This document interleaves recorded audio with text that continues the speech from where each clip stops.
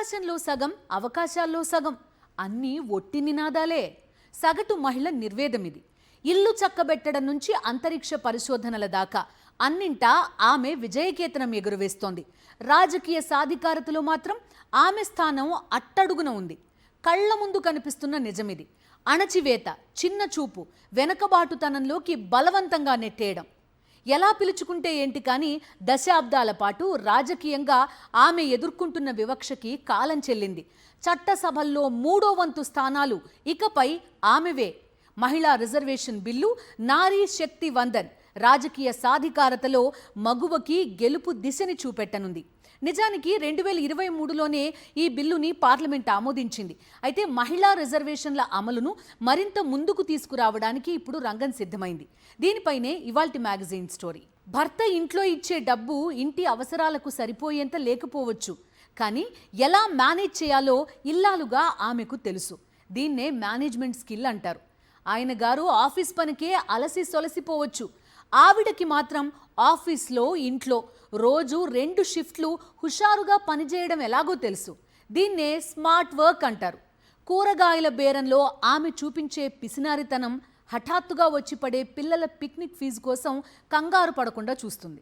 దీన్నే financial strategy అంటారు. కిలోమీటర్ల దూరం నడిచి వెళ్ళి చదువుకోవడము తెలుసు. వేల కోట్ల రూపాయల వ్యాపార సామ్రాజ్యాన్ని పరుగులు పెట్టించడము ఆమెకు తెలుసు. దీన్నే ట్రబుల్ షూటింగ్ అంటారు. ఇన్ని తెలిసిన ఆమెకి రాజకీయం ఎందుకు తెలీదు? పాలన ఎందుకు చేత కాదు? ఏవేవో చెప్పారు, ఏదేదో చేశారు.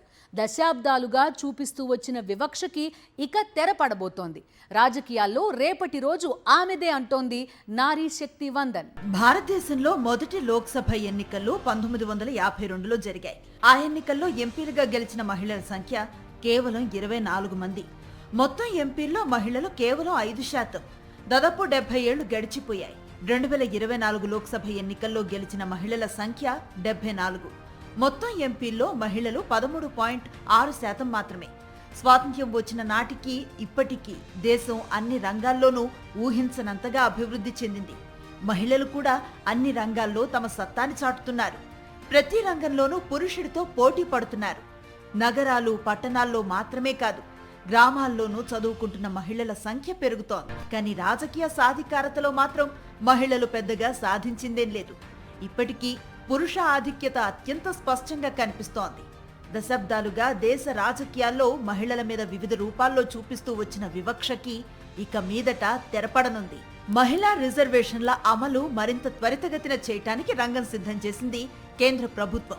2023 సెప్టెంబర్ 19వ తేదీ దేశ చరిత్రలో చిరస్మరణీయమైన ఘట్టంగా నిలిచిపోయిన రోజు. 3 దశాబ్దాలుగా ఆమోదానికి నోచుకొని మహిళా రిజర్వేషన్ బిల్ పార్లమెంట్ ఆమోదం పొందింది. ఆ మర్నాడే రాష్ట్రపతి ద్రౌపది ముర్ము ఆమోద ముద్ర కూడా వేశారు. దీని ప్రకారం 33% మహిళా రిజర్వేషన్లు 2034 నుంచి అమల్లోకి రావాల్సి ఉంది. ఎందుకంటే ఆ బిల్లులో పేర్కొన్న ఆర్టికల్ 334A ప్రకారం మహిళా రిజర్వేషన్ చట్టం అమల్లోకి వచ్చిన తర్వాత చేపట్టే తొలి జనాభా లెక్కల ఆధారంగా నియోజకవర్గాల పునర్విభజన చేయాలి. ఆ తర్వాత ఈ రిజర్వేషన్లు అమల్లోకి రావాలి. ఆ నిబంధన ప్రకారం జనాభా లెక్కల సేకరణ కార్యక్రమం 2027 మార్చి నెలకు పూర్తవుతుంది. ఆ తర్వాత దాని లెక్కలు ప్రచురించాల్సి ఉంటుంది. అనంతరం పునర్విభజన కమిషన్ను ఏర్పాటు చేయాలి. తదనుగుణంగా నియోజకవర్గాల పునర్విభజన జరగాలి. ఈ పనులన్నీ 2029 ఎన్నికల్లోపే పూర్తి కావు. ప్రస్తుతం ప్రభుత్వం ప్రతిపాదిస్తున్న సవరణ ప్రకారం కొత్త జనగణన జరిగే వరకు వేచి చూడక్కర్లేదు. నాటి ఆర్టికల్ను సవరించి 2011 జనాభా లెక్కల ఆధారంగానే కసరత్తును పూర్తి చేయడానికి ప్రభుత్వం ఇప్పుడు సమాయత్తమైంది. దీంతో 2029 ఎన్నికల నుంచే మహిళా రిజర్వేషన్లు అమలవుతాయి. ఈ ప్రత్యేక సమావేశాల్లో నారీ శక్తి వందన్ అధినియం చట్టానికి సంబంధించిన రాజ్యాంగ సవరణ బిల్లు 2026, నియోజకవర్గాల పునర్విభజన సవరణ బిల్లు 2026, కేంద్ర పాలిత ప్రాంతాల మహిళా రిజర్వేషన్లను విస్తరిస్తూ ప్రత్యేక బిల్లును ప్రవేశపెట్టనుంది. ఇది రాజ్యాంగ సవరణ బిల్లు కాబట్టి పార్లమెంటు ఉభయ సభల్లో 3/2 మెజారిటీ తప్పనిసరి. అంటే ప్రభుత్వానికి విపక్షాల మద్దతు కీలకం. అంతేకాదు, రాజ్యాంగంలో అధికరణం 368(2) ప్రకారం దేశంలోని మొత్తం రాష్ట్రాల్లో సగం రాష్ట్రాల శాసనసభలు ఆమోదించాలి. నియోజకవర్గాల పునర్విభజన బిల్లు ద్వారా లోక్సభ సీట్ల సంఖ్య 816కు పెరుగుతుంది. అందులో 273 సీట్లు మహిళలకు రిజర్వ్ అవుతాయి. ఇవి మహిళా రిజర్వేషన్ల అమలుకు ఉద్దేశించిన సమావేశాలు కావని, నియోజకవర్గాల సంఖ్యను పెంచడం కోసం ఏర్పాటు చేస్తున్నారని విపక్షాలు ఆరోపిస్తున్నాయి. అయితే ప్రస్తుతం చట్టం ప్రకారం మహిళా రిజర్వేషన్ల అమలుకు సుదీర్ఘ సమయం పడుతుందని, వేగంగా రిజర్వేషన్ ఫలాలు పొందాలంటే ఈ సవరణలు తప్పనిసరని ప్రభుత్వం అంటోంది. ఈ బిల్లులు ఆమోదం పొందితే 2029 ఎన్నికల్లోనే మహిళా రిజర్వేషన్లు అమలవుతాయని చెప్తోంది. 3 దశాబ్దాల పాటు అనేక సార్లు పార్లమెంట్ ముందుకొచ్చింది మహిళా రిజర్వేషన్ బిల్. యునైటెడ్ ఫ్రంట్ నుంచి మొదలు పెడితే ఎన్డీఏ దాకా అన్ని కూటములు, అన్ని పార్టీలు బిల్లుపై చిత్తశుద్ధిని ప్రదర్శించాయి. వివిధ కారణాలను చూపుతూ బిల్లును అడ్డుకుంటూనే వచ్చాయి. అయితే 2023లో మాత్రం నారీ శక్తి వందన్ని చట్ట రూపంలోకి తీసుకురావటమే లక్ష్యంగా మోదీ ప్రభుత్వం పావులు కదిపింది. భారత స్వాతంత్ర్య పోరాటం నాటి నుంచి రాజకీయాల్లో మహిళలు చురుగ్గానే పాల్గొంటూ వచ్చారు. కానీ వారి శాతం చాలా చాలా తక్కువ. అన్ని రంగాల్లో మహిళలు తమ సత్తాని చాటుతున్నా రాజకీయాల్లో మాత్రం వెనుకబడే ఉన్నారు. నారీ శక్తి వందన్ చట్ట రూపంలోకి తీసుకువచ్చి అత్యున్నత చట్టసభల్లో మహిళల ప్రాతినిధ్యాన్ని పెరగటానికి రంగం సిద్ధం చేశారు. 2023లో నారీ శక్తి వందన్ బిల్లుకి వైఎస్ఆర్సీపీ సంపూర్ణ మద్దతును ప్రకటించింది. మహిళలకు రాజకీయ సాధికారతను కల్పించే విషయంలో మరో ఆలోచన అంటూ లేదంటూ బిల్లుకు మద్దతును ప్రకటించింది. ఈ చట్టం అమలుకు 2034 వరకు ఆగాల్సి ఉండటంతో ఆ అవసరం లేకుండా ఇప్పుడు కేంద్రం రాజ్యాంగ సవరణ బిల్లును తెచ్చింది. పంచాయతీల నుంచి పార్లమెంటుకు మహిళల ప్రయాణాన్ని సులభతరం చేయటమే లక్ష్యంగా కొత్త చరిత్రను లిఖించటానికి చేరువలో ఉన్నామన్న ప్రధాని మోదీ రాజ్యాంగ సవరణ బిల్లు ఉభయ సభల్లో 3/2 మెజారిటీ సాధిస్తుందని ధీమాగా చెప్తోంది. వికసిత్ భారత్ లక్ష్య సాధనలో నారీ శక్తిది కీలక పాత్ర అన్నారు. సామాజిక న్యాయం కేవలం పురుషుల వల్ల మాత్రమే కాదని స్పష్టం చేస్తున్నారు. राज्यों की विधानसभाओं से लेकर देश की संसद तक दशकों की प्रतीक्षा के अंत का समय 16, 17, 18 है. अब पंचायत से आगे बढ़कर पार्लियामेंट पहुंचने का उनका सफर और आसान होने जा रहा है. साथियों, आज विकसित भारत की हमारी यात्रा में महिलाओं की भूमिका और भी अहम हो गई है. देश की नारी शक्ति ने अपने परिश्रम, साहस और आत्मविश्वास से नई ऊंचाइयों को छुआ है. अब हमें मिलकर इस शक्ति को नई ऊर्जा देनी है. మహిళా రిజర్వేషన్ బిల్లుకి 3 దశాబ్దాల చరిత్ర ఉంది. పార్లమెంట్ ముందుకి ఈ బిల్లు రావటం ఇదే తొలిసారి కాదు. పెద్దల సభ ఆమోదం పొంది ఇకంతా సవ్యంగా జరుగుతుంది అనుకున్న తర్వాత కూడా కథ మళ్లీ మొదటికొచ్చిన అనుభవం ఉంది. దేశ రాజకీయాల్లో మహిళల పాత్రపై ఇప్పటిదాకా ప్రసంగాలకే పరిమితమైన చిత్తశుద్ధి 2023లో మహిళా రిజర్వేషన్ బిల్లు ఆమోదంతో ఆచరణలోనూ కనిపించింది. ఇప్పుడు మహిళా రిజర్వేషన్ల అమలును మరింత ముందుకు తీసుకువచ్చి ఆ చిత్తశుద్ధిని మరింత ప్రగాఢంగా చాటి చెప్పాలన్న పట్టుదలతో ఉంది మోదీ ప్రభుత్వం. ప్రపంచంలోనే అతి పెద్ద ప్రజాస్వామ్య దేశం మనది. కానీ విచిత్రంగా జనాభాలో సగం ఉన్న మహిళలకు మాత్రం రాజకీయంగా పెద్దగా ప్రాధాన్యత లేకుండా పోయింది. దశాబ్దాలుగా ఈ పరిస్థితిలో మార్పు రాలేదు. విద్య నుంచి మొదలు పెడితే ఎన్నో రంగాల్లో భారతీయ మహిళలు అద్భుతాలు చేస్తున్నారు.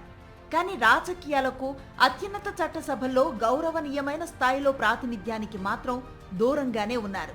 నారీ శక్తి వందన్ చట్టంతో ఈ పరిస్థితిలో వేగంగా మార్పు రావాలని దేశం మొత్తం ఎదురు చూస్తోంది. సర్పంచ్ మహిళే, కానీ అనధికారికంగా ఆ విధులను మాత్రం ఆ మహిళా సర్పంచ్ భర్త నిర్వహిస్తాడు.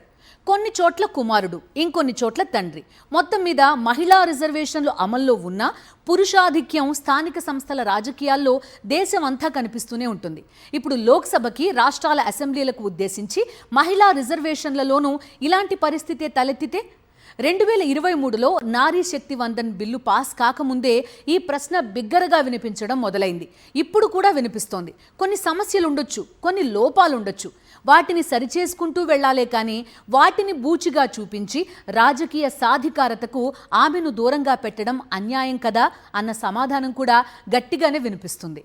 స్థానిక సంస్థల్లో మహిళా రిజర్వేషన్లు దశాబ్దాలుగా ఉన్నాయి. తొలినాళ్లలో మహిళలను ముందు పెట్టి ఆమె కుటుంబంలో మగవాళ్ల అధికారం చెలాయించినా తర్వాతి రోజుల్లో చాలా మార్పు వచ్చింది. స్వయం శక్తి సంపన్నులై మంచి పరిపాలకులుగా మహిళలు ఎదగటం స్థానిక సంస్థల్లో కనిపిస్తోంది. నారీ శక్తి వందన్ చట్టం కేంద్రంగా కూడా ఈ తరహా విశ్లేషణలే వినిపిస్తున్నాయి. పురుషాధిక్యతను తొలగించడానికే మహిళా రిజర్వేషన్లు తెస్తున్నప్పుడు మళ్లీ అదే పురుషాధిక్యతను బూచిగా చూపి అడ్డుకోవటం సరైంది కాదన్న వాదన బలం పుంజుకుంటోంది. అత్యున్నత చట్టసభల్లో మహిళా రిజర్వేషన్ల అమలును వీలైనంత త్వరగా ప్రారంభించడంపై దృష్టి పెట్టిన నరేంద్ర మోదీ ప్రభుత్వం 2029కే నారీ శక్తి వందన్ని ఆచరణలోకి తీసుకురావాలన్న పట్టుదలతో ఉంది. మహిళా రిజర్వేషన్ బిల్లు చట్టంగా మారింది మోదీ ప్రభుత్వ హయాంలోనే. ఇప్పుడు ఆ చట్టానికి రాజ్యాంగ సవరణ చేసి రిజర్వేషన్ ఫలాలను నారీమణులకు అందించాలన్న కృత నిశ్చయంతో మోదీ సర్కార్ ఉంది. మహిళా రిజర్వేషన్ బిల్లుకి 3 దశాబ్దాల చరిత్ర ఉంది. 1996 సెప్టెంబర్లో హెచ్డి దేవేగౌడ ప్రభుత్వం ఈ బిల్లుని ప్రవేశపెట్టింది. నాటి నుంచి ప్రతి ప్రభుత్వం కూడా మహిళా రిజర్వేషన్ బిల్లును ఆమోదించేందుకు ప్రయత్నించినప్పటికీ ఆ దిశగా విజయం సాధించలేకపోయాయి. 2010లో యూపీఏ ప్రభుత్వం రాజ్యసభలో ఈ బిల్ ఆమోదం పొందేలా చేయగలిగింది. కానీ లోక్సభలో బిల్లు ల్యాప్స్ అయింది. ఆ తర్వాత 2023లో నరేంద్ర మోదీ ప్రభుత్వం సరికొత్తగా బిల్లును రూపొందించింది. పార్లమెంటు ఉభయ సభల్లో బిల్లు ఆమోదం పొందేలా చూడటమే కాకుండా రాష్ట్రపతి ఆమోదం కూడా లభించడంతో చట్ట రూపం దాల్చింది. స్థానిక సంస్థల్లో మహిళలకు 33% రిజర్వేషన్లు కల్పించాలంటూ రాజీవ్ గాంధీ ప్రభుత్వం 1989లో మొదటిసారి రాజ్యాంగ సవరణ బిల్లును ప్రవేశపెట్టింది. లోక్సభలో బిల్లు ఆమోదం పొందినా రాజ్యసభ ఆమోదం మాత్రం పొందలేకపోయింది. అయితే పివి నరసింహారావు హయాంలో 72, 73 రాజ్యాంగ సవరణల ద్వారా స్థానిక సంస్థల్లో మహిళలకు 33% రిజర్వేషన్లను కల్పించారు. ఇక మహిళా రిజర్వేషన్ బిల్లుని పార్లమెంట్లో తొలిసారి ప్రవేశపెట్టింది దేవేగౌడ ప్రభుత్వం.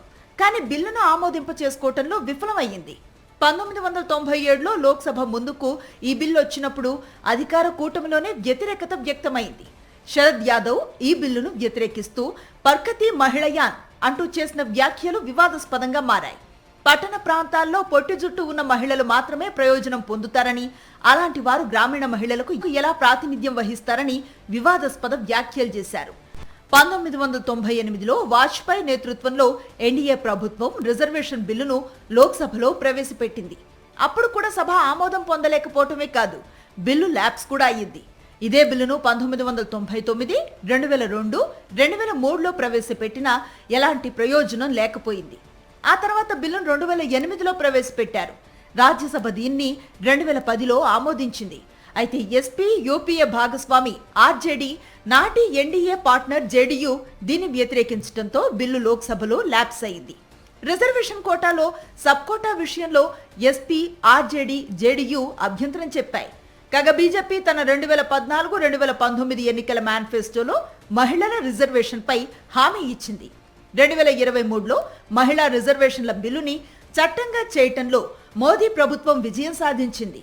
అత్యున్నత చట్టసభల్లో మహిళల ప్రాధాన్యతను పెంచే ఈ నారీ శక్తి వందన్ స్వాతంత్ర భారతదేశంలో గొప్ప చట్టాల్లో ఒకటిగా చెప్పొచ్చు. మగవాళ్లతో పోటీగా మహిళలు చదువుకుంటున్నారు. గ్రామీణ ప్రాంతాల్లోనూ విద్యార్థినుల సంఖ్య పెరుగుతోంది. ఉద్యోగ వ్యాపారాల్లో కూడా మహిళలు అద్భుతాలు సృష్టిస్తున్నారు. మగవారికి మాత్రమే అని ముద్రపడిన రంగాల్లో కూడా రాణిస్తున్నారు. కానీ రాజకీయ సాధికారత విషయంలో మాత్రం మహిళలు ఇంకా వెనుకబడే ఉన్నారు. ఇక మీదట అలా కాదు అంటోంది నారీ శక్తి వందన్ అధినియం. అయితే మహిళలకు రాజకీయ సాధికారత కల్పించే క్రమంలో జగన్మోహన్ రెడ్డి తన హయాంలో ఎన్నో సంస్కరణలు తీసుకొచ్చారు. క్యాబినెట్ నుంచి నామినేటెడ్ వరకు పదవుల్లో సింహభాగం వాటా ఇచ్చి పరిపాలనలో భాగస్వామ్యం కల్పించడం ద్వారా రాజకీయ సాధికారత సాధించారు. మహిళా సాధికారత లేకుండా సామాజిక సాధికారత సాధ్యం కాదు. విద్యాపరంగా, ఆర్థిక పరంగానే కాదు, రాజకీయంగానూ మహిళ తన సత్తాను చాటుకునే అవకాశాలు రాకపోతే మహిళా సాధికారతకు అర్థమే లేదు. అందుకే జగన్మోహన్ రెడ్డి తన పాలనలో మహిళలకు పరిపాలనలో భాగస్వామ్యం కల్పించడంపై అధిక దృష్టి పెట్టారు. దేశంలో ఏ ముఖ్యమంత్రి తీసుకొని నిర్ణయాలు తీసుకున్నారు, సంస్కరణలు ప్రవేశపెట్టారు. రాజకీయ, విద్య, ఆర్థిక, మహిళా సాధికారత ద్వారా సామాజిక సాధికారత సాధించడానికి ప్రణాళికని తయారు చేయటమే కాకుండా అద్భుతంగా అమలు చేశారు. కేబినెట్ నుంచి నామినేటెడ్ వరకు పదవుల్లో సింహభాగం వాటా ఇచ్చి పరిపాలనలో భాగస్వామ్యం కల్పించడం ద్వారా రాజకీయ సాధికారతను సాధించారు. అదే ఒరవడిలో అమ్మ ఒడి, ఆసరా, చేయూత వంటి పథకాల అమలుతో తరుణీమణులకు చేయూతనిచ్చి ఆర్థిక సాధికారతను సాధించారు. విద్యా కానుక, విద్యా దీవెన, వసతి దీవెన వంటి పథకాల ద్వారా విద్యా సాధికారత, మహిళా సాధికారతకు బాటలు వేశారు. ఆ అవకాశాలను అందిపుచ్చుకున్న మహిళలు సాధికారత సాధించారు. జగన్మోహన్ రెడ్డి హయాంలో మహిళా రాజకీయ సాధికారతలో దేశంలోనే ఆంధ్రప్రదేశ్ అగ్రస్థానంలో నిలిచింది. కేబినెట్ నుంచి స్థానిక సంస్థల వరకు పదవుల్లో మహిళలకు సీఎం వైఎస్ జగన్ పెద్దపీట వేశారు. దేశ చరిత్రలో హోంమంత్రిగా తొలిసారి ఎస్సీ మహిళ మేకతోటి సుచరితను నియమించారు. శాసనమండలి డిప్యూటీ చైర్పర్సన్ గా ముస్లిం మహిళ జకియా ఖానం ఎంపిక చేశారు. మండలి చరిత్రలో ముస్లిం మహిళను డిప్యూటీ చైర్పర్సన్ గా నియమించడం ఇదే తొలిసారి. మంత్రివర్గంలో 4 మహిళలకు తానేటి వనిత, కేవి, ఉషా శ్రీచరణ్, విడదల రజని, ఆర్కే రోజాలకు స్థానం కల్పించారు. హోం, వైద్యారోగ్య, మహిళా శిశు సంక్షేమం వంటి కీలక శాఖలు వారికి అప్పగించి పరిపాలనలో భాగస్వామ్యాన్ని కల్పించారు. రాష్ట్ర తొలి చీఫ్ సెక్రటరీగాను, ఆ తర్వాత రాష్ట్ర ఎన్నికల కమిషనర్ గా నీలం సాహ్నిని నియమించారు. నామినేటెడ్ పదవులు, నామినేషన్ విధానంలో ఇచ్చే కాంట్రాక్టు పనుల్లో 50% ఇంతులకు ఇచ్చేలా సీఎం జగన్ ఏకంగా చట్టం చేశారు. దేశ చరిత్రలో నామినేషన్ పదవుల్లో, పనుల్లో 50% నారీమణులకు రిజర్వేషన్ చేస్తూ చట్టం చేసి మరీ న్యాయం చేయటం ఇదే తొలిసారి. ఆ చట్టంలో పేర్కొన్న దానికంటే నామినేటెడ్ పదవుల్లో 51% పదవులు మగువలకే ఇచ్చారు. మొత్తం 1154 డైరెక్టర్ పదవుల్లో 586 మహిళలకిచ్చారు. రాష్ట్రంలో 202 మార్కెట్ యార్డు చైర్మన్ పోస్టుల్లో 102 మహిళలకే ఇచ్చారు. 1356 రాజకీయ నియామకాల్లో 688 అంటే అక్షరాల 51% తరుణీమణులకే కేటాయించారు జగన్మోహన్ రెడ్డి. రాష్ట్రంలో 13 జెడ్పీ చైర్పర్సన్ పదవుల్లో 7 మహిళలకు అంటే 54% మహిళలకే అవకాశం ఇచ్చారు. 26 జెడ్పీ వైస్ చైర్పర్సన్స్ లో 15 మంది మహిళలకు అంటే 58% మహిళలకు పదవి యోగం కల్పించారు. 12 మున్సిపల్ కార్పొరేషన్ మేయర్ పోస్టులు, 24 డిప్యూటీ మేయర్ పదవులు, మొత్తంగా 36 పదవుల్లో 18 అంటే 50% మహిళలకు ఇచ్చారు. మొత్తం మున్సిపల్ కార్పొరేషన్లలో 671 మంది కార్పొరేటర్లు ఉంటే అతివలకే 54% అంటే 361 పదవులు దక్కాయి. 75 మున్సిపాలిటీలకు ఎన్నికలు జరిగితే వాటిల్లో 73 చోట్ల వైఎస్ఆర్సీపీ విజయం సాధించింది. వాటిల్లో 45 మంది అంటే 64% మహిళలే చైర్పర్సన్లు. విద్య, ఆర్థిక, రాజకీయ రంగాల్లో మహిళా సాధికారత సాధించినప్పుడే సామాజిక సాధికారత సాధ్యమని నమ్మిన జగన్మోహన్ రెడ్డి ఆచరణలో చేసి చూపించారు. ఇప్పుడు నారీ శక్తి వందన్ చట్టం 2029 నుంచి అమల్లోకి వస్తే అత్యున్నత చట్ట సభల్లోనూ మహిళలకు స్థానం పెరుగుతుంది. ఇది ఇవాల్టి మ్యాగజైన్ స్టోరీ. మరో ఇంట్రెస్టింగ్ టాపిక్ తో మళ్ళీ కలుద్దాం. అంతవరకు స్టే ట్యూన్డ్.